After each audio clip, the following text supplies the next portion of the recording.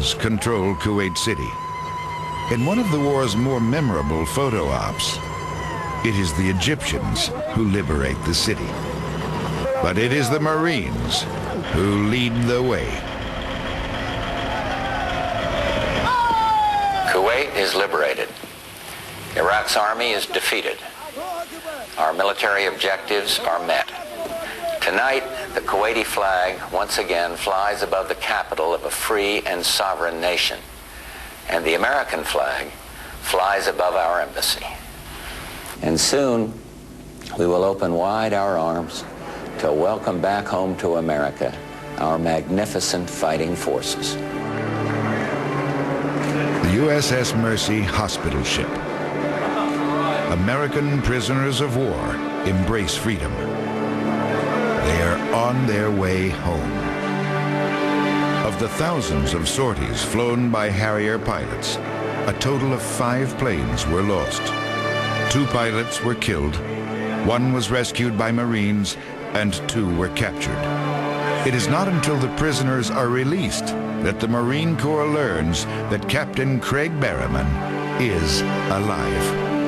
My wingman, all he had seen was my airplane get hit, and he had seen the airplane explode and hit the ground, hadn't seen a parachute. So he went back and he told my squadron that he hadn't thought that I had gotten out of the airplane. And that same word got back to my family and my wife that I hadn't probably gotten out of the airplane. So for 37 days, they were being told that I probably wasn't going to be coming home. And it was probably hardest on my wife of all, just not knowing whether I was dead or alive. Captain Harry M. Roberts, United States Air Force. Captain Russell Sanborn, United States Marine Corps. Hello, sir. Captain Michael C. Berryman, United States Marine Corps.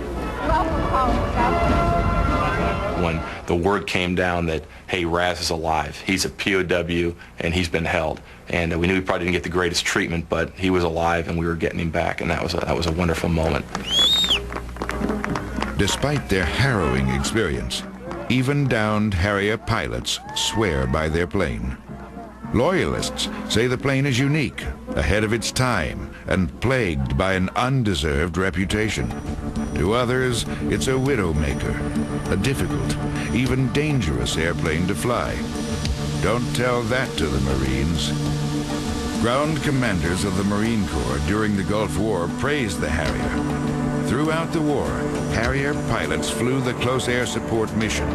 They were there to support the grunts.